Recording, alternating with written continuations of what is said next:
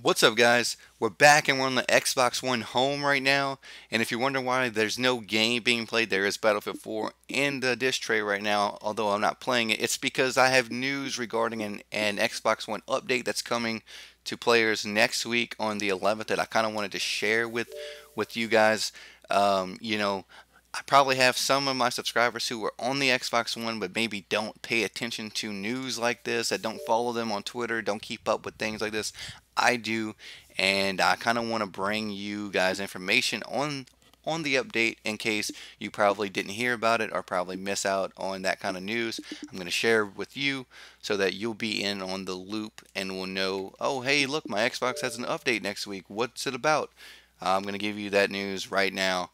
Um, so with that being said, let's go right into it. Next week on the 11th, we're gonna have an update, and some of the few things that you'll see is one, the ability to see and manage your storage space. With this update, you will find it easy to find how much space your content takes up and better manage your content.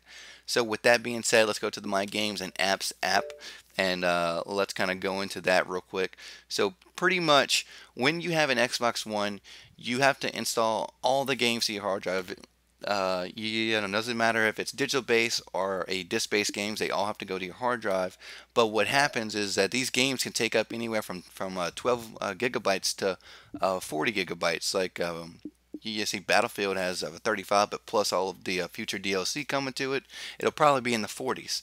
So you only have like 300 something gigabytes of free space left, and once you start buying games, downloading apps, and all that stuff, that kind of takes up stuff. Although apps only take up around 133 megabytes. NFL app 117. It's usually in the hundreds of the megabytes, so it's not that bad. But say like say like you start buying games off the ass, that's gonna take up memory.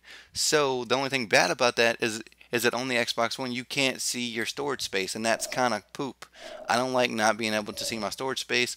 I know on the 360 we could, and I'm glad that now we're going to be able to see and manage our storage space. It's something that I feel should have been put into the console at launch, but I'm glad it's coming. So the second thing, you can also control your install lineup and more easily manage your download queue. They've separated the My Games and Apps app into separate lists so that you can easily create separate queues for both. Now you can pick the order in which you want your content to load, and they've added a boot progress indicator so you can better track updates while they load.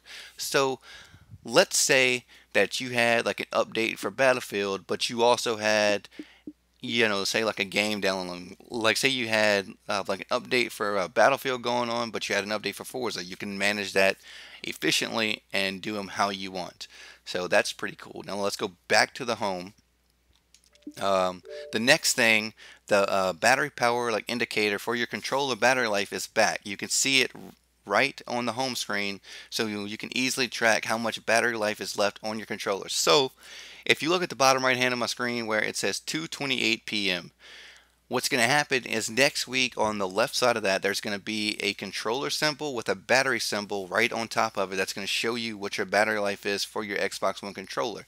Now, one thing I do want to praise about the Xbox One is its battery life.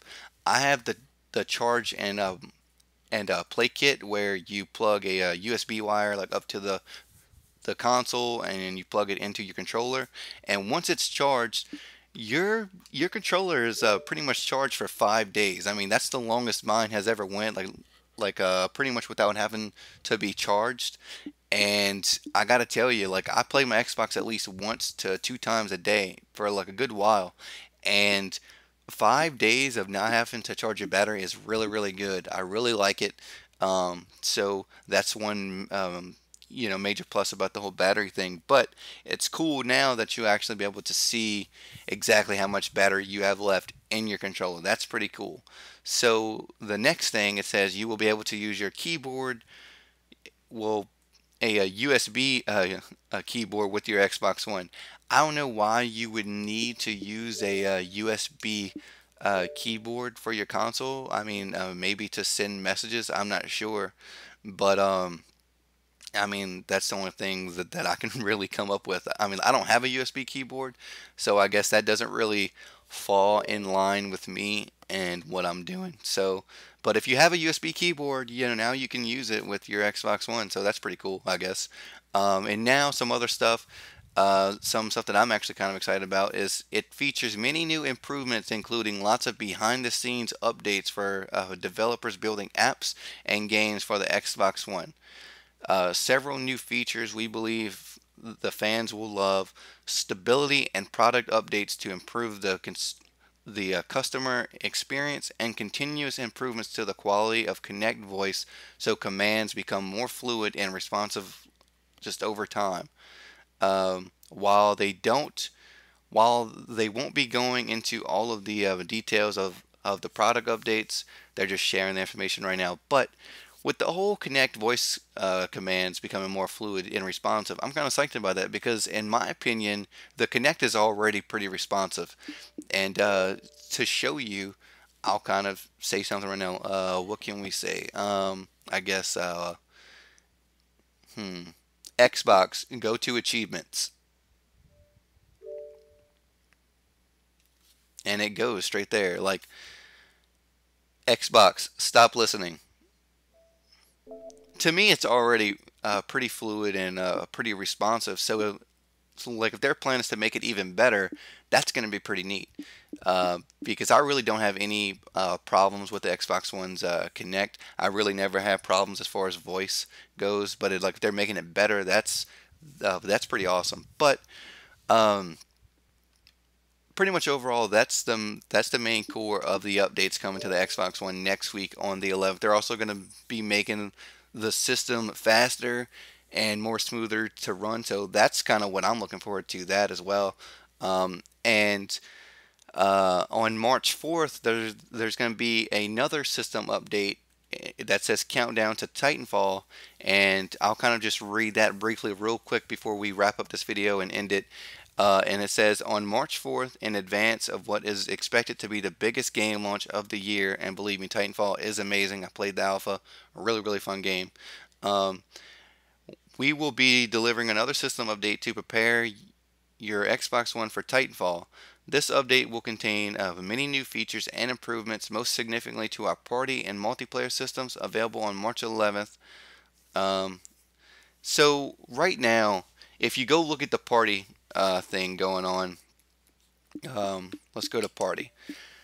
I really don't like the whole party thing right now. Like, I don't like the way it works. Like, first you got to start the party, which is pretty normal. But the way it works is, say, like, if I'm a host of a game. So say you see, like, I started the party, I turn on party chat, and say, look, if I like invited someone to my party, and say, look, I went and go play Battlefield 4, whoever joins my game, like, it'll add them to that game, but before it adds them, it's gonna ask them, do you want to join their game? Which, on paper, that sounds really cool, but it's actually kind of annoying, and I kind of hope that they fix the party chat system. That's a big complaint with people on the Xbox One. But yeah, that's pretty much it, guys. That's going to be the new system update for next week on the 11th. Just system improvements. It's going to run faster. Storage space view. Connect and voice improvements, and it's just some other really cool kinks and fixes and improvements. So if you found this video informative and you found it's going to help you stay on top of news, give this video a like rating, share it with your friends so your friends will be informed on this new update coming out. And if you're just coming across my channel, please subscribe, like, comment, tweet me on Twitter, follow me. All of that good stuff will be in the description box below. And I'll see you guys later.